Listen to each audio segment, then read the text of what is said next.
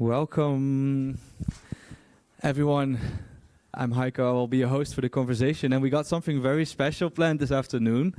As a platform, we work with talents and try to understand how we can support. Today, we thought, why not invite the designers taking part in our exhibition to share about the process, the inspiration, the experience, the dreams, the hopes. And that's what we'll be doing here this afternoon. So we'll have a conversation for about 50 minutes. I think that would be very interesting. So the talent spotlight for this afternoon will be centered around the question, what drives you as designers? What was the inspiration for the work that we have at display?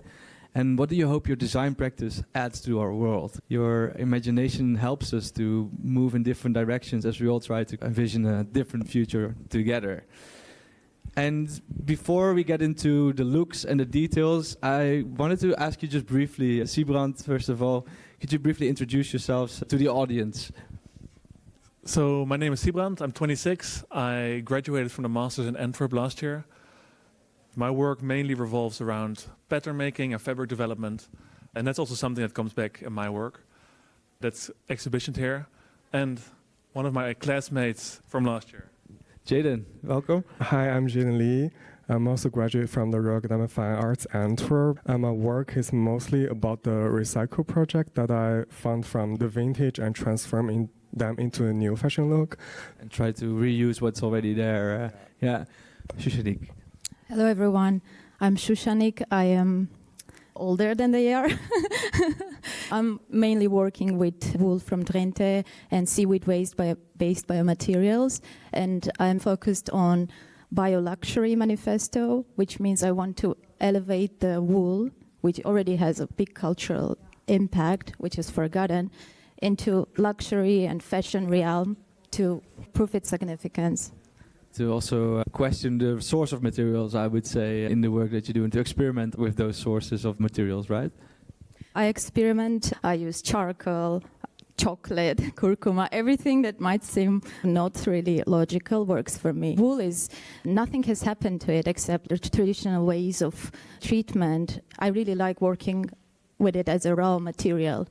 And in this moment, in this kind of crazy culture, we live in such speed, innovation, and this kind of also anger against plastic-based culture. I believe wool has the power to shift that material culture, and especially for textile and fashion industry, it's a must. We can no more ignore the impact of fashion on our nature and environment. Is that also what drives you in your design practice then? You see the industry, you see where we are as a society, and is that what also makes you move in your own work?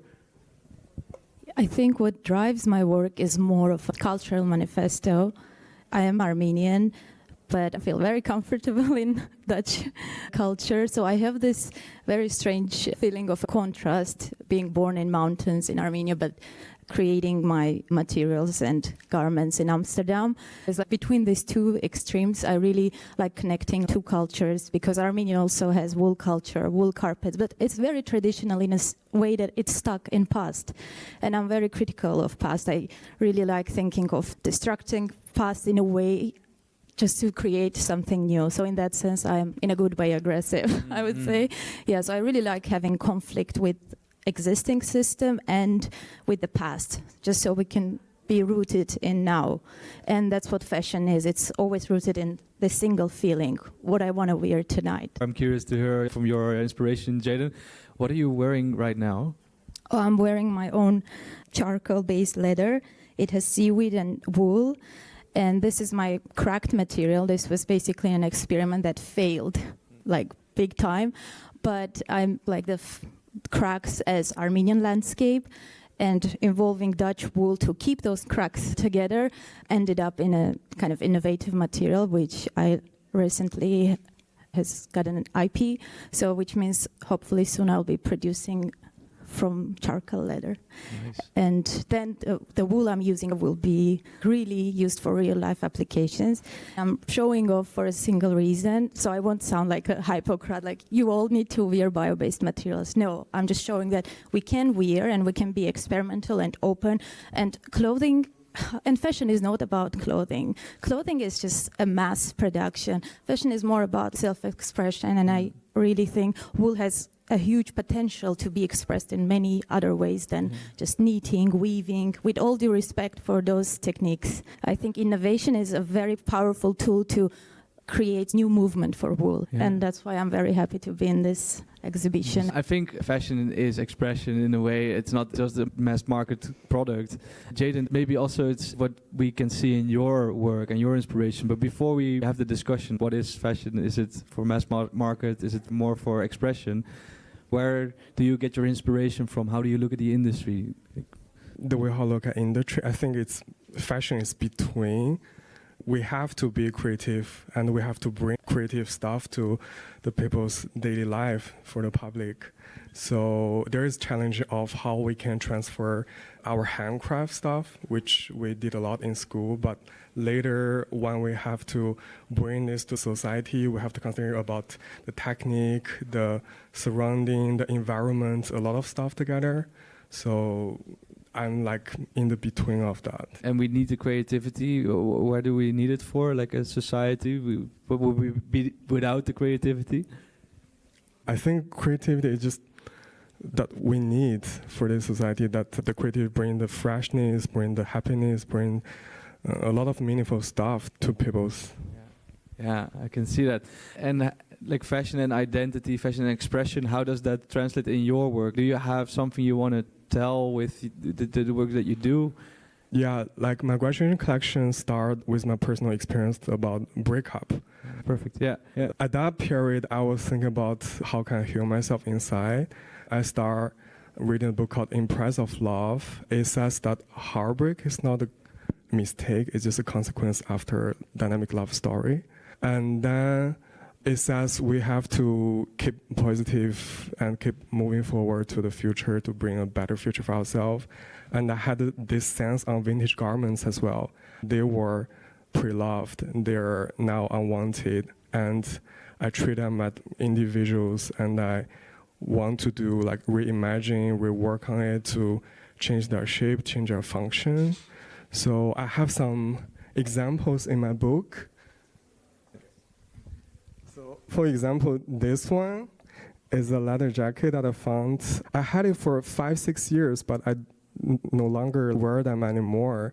So in this collection, I use these leather jackets upside down, and then I adjust the pattern, and then give this totally new look as the result turns like this. Oh, yeah.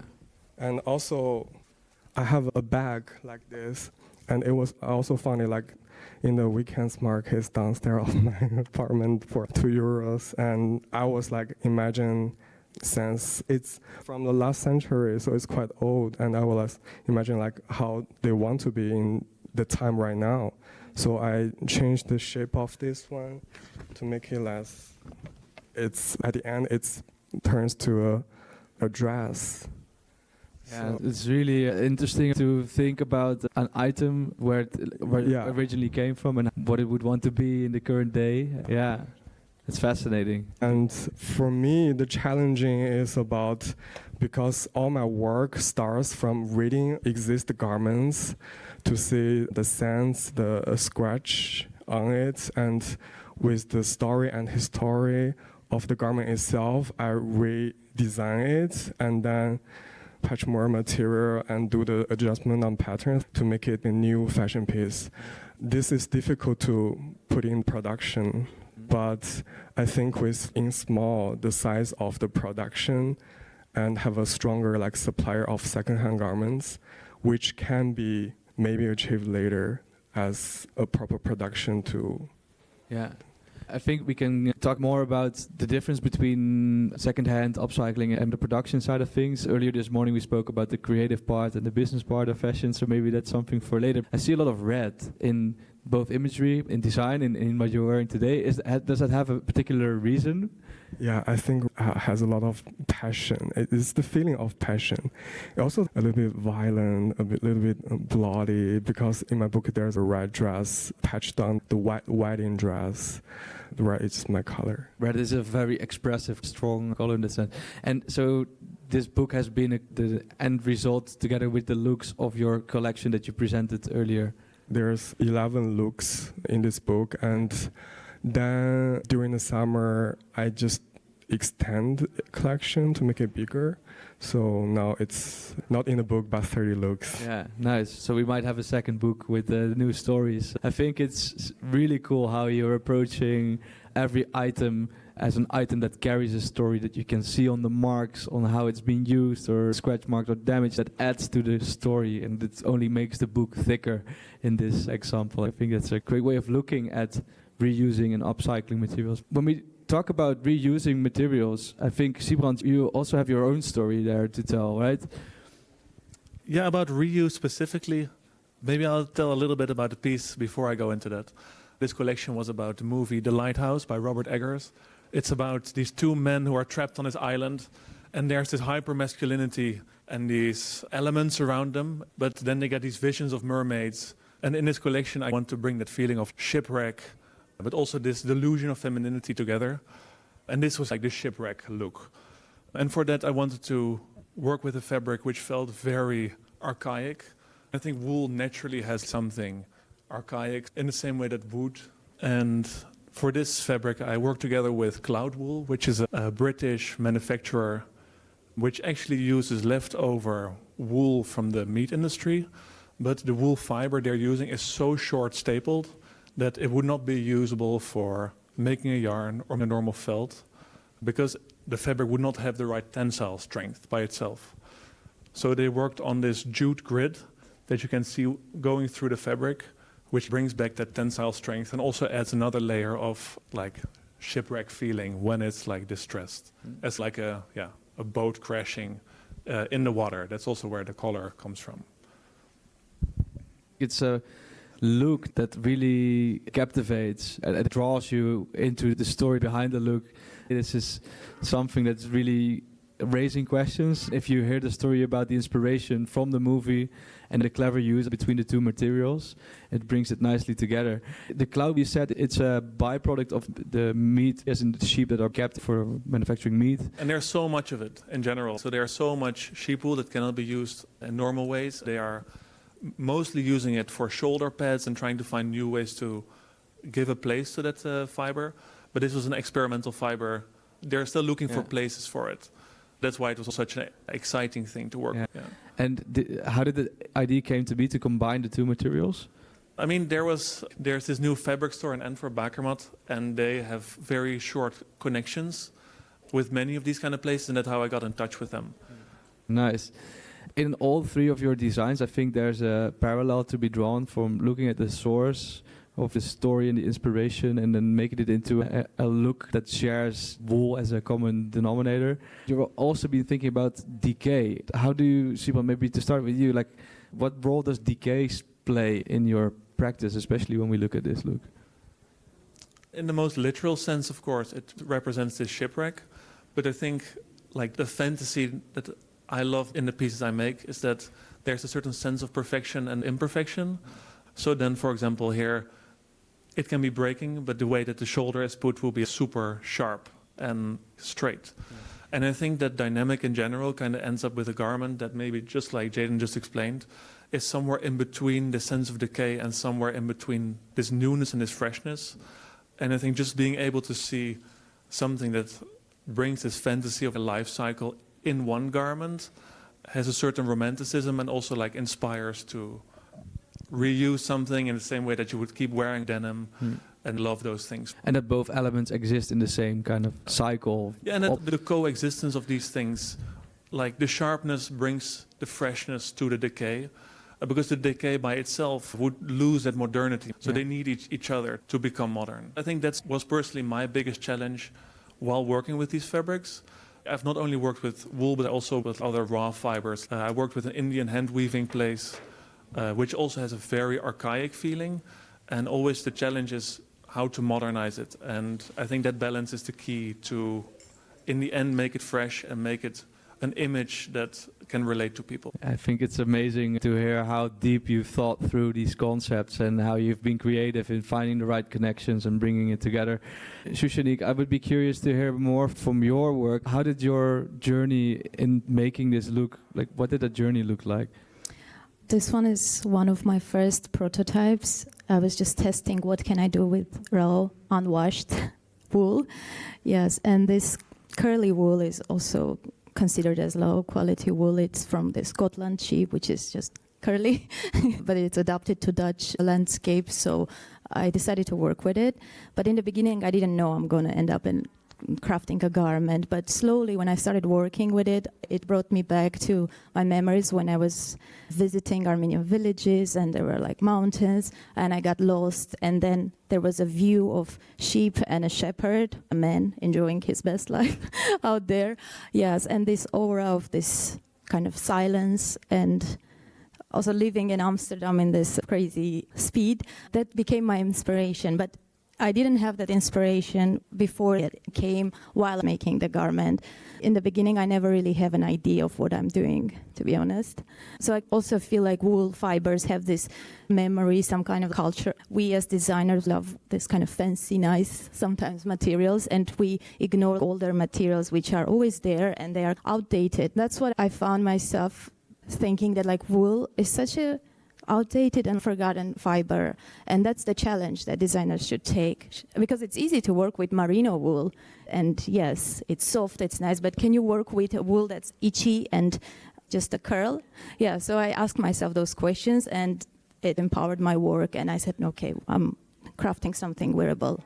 That's how it happened. And it's also a brave thing to say, when I start, I don't know what I'm going to do. Know. Is that something that people recognize in the creative field? You just start and then I see people nodding. Is that the case, that when you start your creative process, is there a vision, is there an idea, or just the act of creativity that brings you somewhere?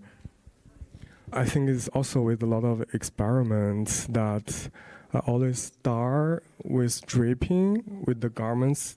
Maybe I cut it open or just use a part of it and place on the body. Maybe it's a new possibility to use for this collar to transform into a sleeve or something. I like about the tweed because I think tweed is a lot of different color to weaving together, and some yarns has already texture itself.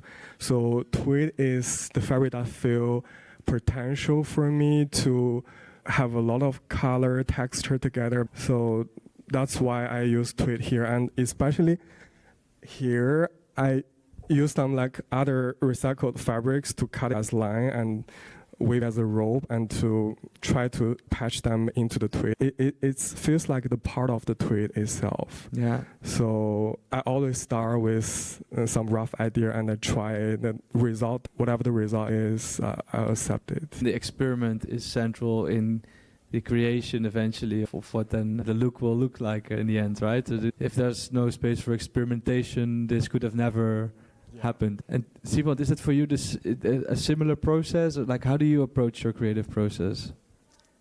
I think for me, I can only be creative as soon as there's a problem to solve. That's often where a concept can come in, or when I create a problem for myself that I can solve. For example, with this specific look, I love this idea of this one piece of fabric going around it. Problem then is that there's no space for the shoulder, but the way I solved it here is that there's like a certain panel which is more like a sharp cut, in the same way that a shoulder would emerge from the water with part still being under the water. So then the problem would be, how can I translate this into that design? And then those things can be translated there. Also, a problem can be, how can I make this fiber modern, which fabrics to put together? But yeah, the problem is quite essential there. Is there a problem in all of your designs or all of your collections? So many problems, yeah. Yes. It's full of problems. Like, usually it's a problem of just keeping the pattern piece as one big piece, and then it doesn't work as a pattern piece anymore, and then seeing how I can make it work. That's something I loved here, that it's one continuous swirl, and then I have to solve that problem by making a certain way a shoulder or a sleeve. Yeah. Nice.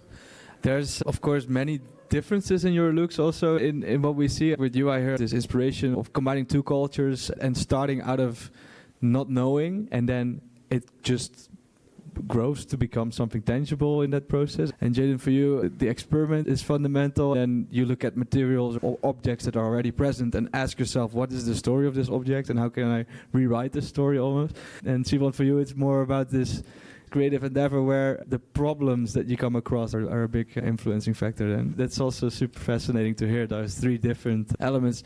I do want to also give the opportunity for the audience to ask questions. I've got a question for Sybrand. You're talking about solving problems, But are you solving a problem from a vision, or do you start with a problem? Very good question. I don't know if I'm exactly interpreting the question right. Is that I always love this idea of continuity. This continuity kind of represents like this lifeline of this piece and has these disruptions. So that's just something I'm really fascinated by. And that's also where this idea comes from of having this one big pattern piece with these interruptions. So I guess like most of the problem solving starts there. Thank you for that question. You just mentioned this is like a look from 1 year ago. Did you take anything with it that went into new creative work?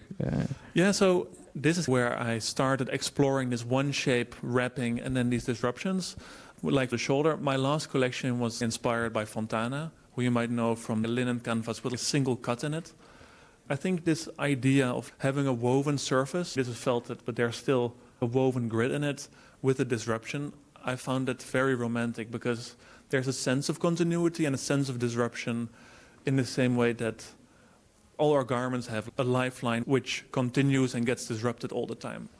This way of pattern making with these shoulders, that's something I really developed in the last collection. And also like from this philosophy, my last collection also started, which was more about the life cycle of a garment and how it gets archived and then gets abruptly stopped in its lifeline and gets frozen in time. Super interesting. It's too bad that we don't have the photos of those looks that came after here in the slides. I would want to ask you a bit more about this, getting inspiration from these two different cultures and how might there be similarities or differences? How does that shape your inspiration? This is a very dangerous question. Armenian culture is sometimes, not counting innovation, Armenians are very innovative and a bit edgy. It's the opposite of Dutch culture. Armenians are wasteful. They think that sometimes is an act of generosity. Living in Amsterdam was quite a challenge for me, but because I am trained in post-Soviet university and school, I could learn how to work with waste, how to see opportunities for design in waste. Because after all, the waste generated from textiles and from fashion is designers' problem, not really consumers, because people buy what they have on the scene. I could also get this like responsible feeling, of course. Yeah, there's like plastic-based and plastic-based fibers that don't biodegrade. They never die, basically. The entire plastic culture is very annoying and more people are becoming aware of it. I found a way to figure out seaweed, wool. This connection was very important.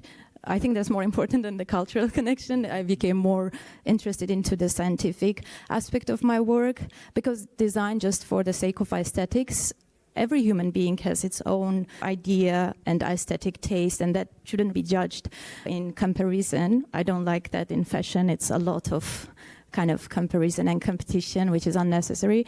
So this basically like scientific fact and like solving problems for wool farmers, for wool that is being burned and buried underground. Those things empowered my work and overshadowed the cultural aspect. Now I'm mainly working with scientists. All my friends are scientists.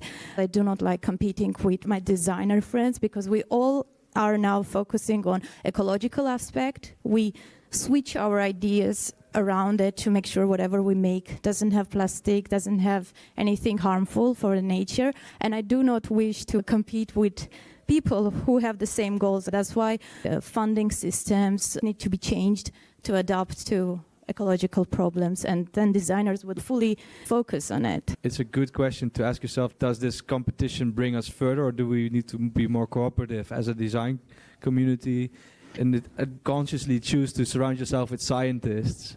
Yes, that was my choice because I realized I need the scientific data of what happens if I use wool and what happens when you wear the garment I made and then you throw it in your garden. That became part of the concept, to wear something and freely just drop it, because we are maybe instinctively wasteful and we love change. Clothing is quite a complex phenomenon. It has a lot of human instincts. That's why it is aggressive. It has very powerful connection to beauty. It's still alive. Otherwise, I think that industry would be gone. Competition, cooperation, collaboration, and it should be collaboration, absolutely, and between designers too. In the first year, I was really competitive. I was like, I'm going to get this funding. But when I got the funding, and then I met other designers during the exhibits, they were applying for the same funding. When I became friends with them, I realized the system is putting us in the position where we should we should be competitive against fossil fuels, companies who use nylon. Those are the people we should show that there is an alternative. You can make it from wool. You can invest in new materials. When designers figure that out, the moment we become friends, then we find ways to collaborate and connect each other, and then it becomes a community. I do want to ask this question to Jaden. Thank you, first of all. I think it's a very clear motivation that comes from wanting to find alternatives that are less wasteful, less impactful, and I think that's a very strong stance in your philosophy and how you approach your designs. But I do want to make the bridge to Jaden. Do you recognize this competition amongst peers? I know you and Sybrand know each other from the academy, but do you have this sense of competition also? Is that so? You mean in school? Yeah, or just in the bigger fashion industry once you get out in the world and make your way into the industry? I don't think there's competition in school, because at the end we developed our own design language, so everyone is not comparable. Also, it's the same case for me. After graduate, I've been in several competitions. But the reason I be there is because it's a good chance to show people my work. And I got a lot of friends there. And I'm always amazed by other competitors, how they work, what's their inspiration. So it's also a good chance to know other designers, to make connection with them. And about the winner, it's just the result later. But I think the most important part is the connection. And then you would say academy is an excellent opportunity to build friendships, connections, a network of peers that's more collaborative maybe. Maybe it's also what is happening in academies today, but what not have been happening 10 years ago. I don't know if that's the case, but yeah. I think in our school we're still working individually. The main training aim is to let you figure out who you are and dig into yourself, the personality, and from yourself you develop a very unique design language about it. But after graduate, I figured there's a lot of collaboration with other designers or manufacturer or communities different, because when you go out of the school and you figure that there are so many different positions in the fashion community, that everyone has their own perspective of the fashion, and you just be there and learn a lot. I think it's super relevant what you're mentioning, that in your case in academy you're being taught to look inside, to understand yourself, to develop this authentic design language which makes you unique amongst your peers. Sybrand, do you also recognize that introspective journey that makes it such that your own design language is also authentic and unique, or do you recognize the competition element? At school I never felt competition with others. I felt like there was always a huge sense of competition within yourself, like the teachers are pushing. We graduated now a few months ago, and I'm doing an internship now in Paris.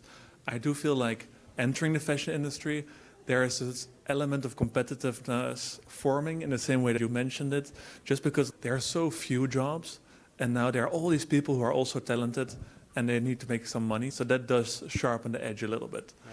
But yeah, even more important to have these kind of moments and to think about the things that are important to yourself first, and then weaponize those things to get ahead instead of shaping yourself too much to be competitive. I can also imagine if you're shaping yourself a lot in the industry, at some point you become this gray mass, almost existential, if you look at the impact you can make for your design practice. So there is a sense of competition that you might see now that you're taking the steps into the industry a bit more, you would say. Also with contracts, and of course everyone wants to find their way into a job. There are so many fashion schools, it's almost an industry by itself. The fashion scene itself is relatively small. So there is a certain competitiveness for sure. I would be very curious to hear, Valentin, you're one of our former talents that we worked with in the past. You've been a few steps further in that journey. Do you recognize what we're discussing here? Yeah, definitely. I feel like in the beginning, it's hard to find your way because it's hard to get in the industry. I feel like once you find your way and you start with internships and get to know people, it gets easier. But it's hard. It's hard to get in the industry, for sure. It's easy to get internships, but afterwards to really get jobs as designers, it is hard if you're young and if you're still unknown. I feel like that should change because yeah, the younger generation should actually get more opportunity to work in brands. The young generation is thinking completely different than the older generation, so actually it brings a whole new, fresh game to these companies that actually I think is needed. But I think it is going to slowly change, and I think it's important to, because in school you don't necessarily learn all the things that you can do. You learn that you can be a designer or a pattern maker, but you don't learn that you can work within communities or within social things or create a whole different path for yourself. That's what you learn after school. School makes it somehow look easy after school. Like there is so much jobs, and when you graduate this school, you will definitely get one of those jobs. But no, like Sybrand said, we are thousands of super talented people every year graduating, and there's a whole new world that opens up once you graduate. Thanks for the contribution. We'll be back later this afternoon when you will also take place here in the panel. A couple more questions, like two I have in mind. One is more about what would you need, what can you use, like from platforms like New Order of Fashion, like House of Denim, which we had this morning, like Lotto Zero is now doing workshops in the back. Is there anything you feel like you could have, which could have been useful, or like now that you've just graduated, like some things you might need that might help you forward? I think the biggest thing that I gained from this personally is just the feeling that there's people who want to listen to this specific story. Because of making this work in the academy and posting it on Instagram, like the story that goes into the wool, goes into the fiber, and the things that are actually very important to move the industry further. Those are not the kind of stories that get you immediately reward or would get you like a job very quickly. So I think just having these conversations and giving me the feeling that, of course, there is a stage for that. I think that's the biggest thing I gained from this. And that's a really nice thought moving forward as well. Yeah, I appreciate that, of course. But we're always thinking, is there something we could do better? Is there something we could do more? But maybe, Jaden, what could have helped you in recent months, or what could New Order of Fashion as a platform mean for you, like now that you're making your next steps into the industry? I see a machine at the back. The needle felting machine. I once saw the machine in the factory, and I was like very amazed by how the machine can create different texture on the fabric with the wool. Yeah, but here it seems easier to get access of, to know more about this machine and maybe do the experiments with this machine. Back to the factory there, it was a lot of business stuff there to start with a certain MOQ stuff. Yeah. So I think it's very nice that a lot of access of different machine and know more about the different technique. And also something is productionable, something is not. So all those knowledge that I can know, it will help me better in the future. Yeah. So there's a clear interest in experimenting with machines and also maybe in unconventional ways, that you don't have to have a minimum order quantity to get started. You can just start with a small piece of fabric. Okay. Shushanik, how do you look at where you stand today, and can New Order of Fashion as a platform help you in taking your next steps? In what way could that help? Yeah, I'm actually very grateful I'm here, because the way I work, I am very much of a one-woman lab. I do everything alone. But having this kind of community feeling and sharing your experience and hearing others is something new for me. I was trying to find myself first, yes, and I was just completely alone. And now when I figured out how to design things, it's really important to have a warm and welcoming space, and that's what New Order of Fashion is. Naming the platform New Order of Fashion really puts your priorities right. Like, we definitely need to create the order that we find significant and be the change makers. Really cool. You're doing our pitch now. Thank you for that. And to go towards a bit more of a conclusion, where do you go from here? Jaden, we've been talking about your vision with your brand and what you're working on. Like, where do you go from where you are today, and what's next for you and your journey? We have a school magazine every year, and our director, Brandon Wong, wrote an article about weaving training as creative for design, but is this generation also be able to creative for the business? Because right now it seems like the fashion system is very solid. It's a lot of good benefits for the big house, but we're, as a small starting beginner crafter, what can we do with this? So I want to figure out that clear first. I think also because I'm more focused on recycled projects, it can't go too big. So I really want to figure out like how can I do at the limited amount of this design and production, and then to connect my limited correct audience. Seeing how your approach fits in this bigger system, or maybe that you should design your own smaller system. Almost. To design a smaller system of myself. Nice. I will be here to support you in that, of course. Sybrand, what are you working on right now? Where do you go from here? So right now I'm doing an internship in Paris. I just really want to discover how the industry works, but at the same time I'm also developing a small collection with the hand weaving place in Guwahati, India I worked with last year.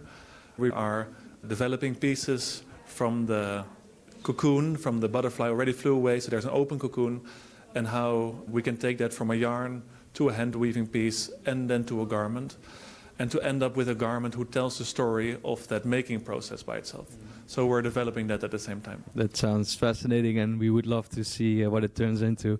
We still have a few minutes left, so if there's anything you would want to ask one of the talents, feel free to raise your hand.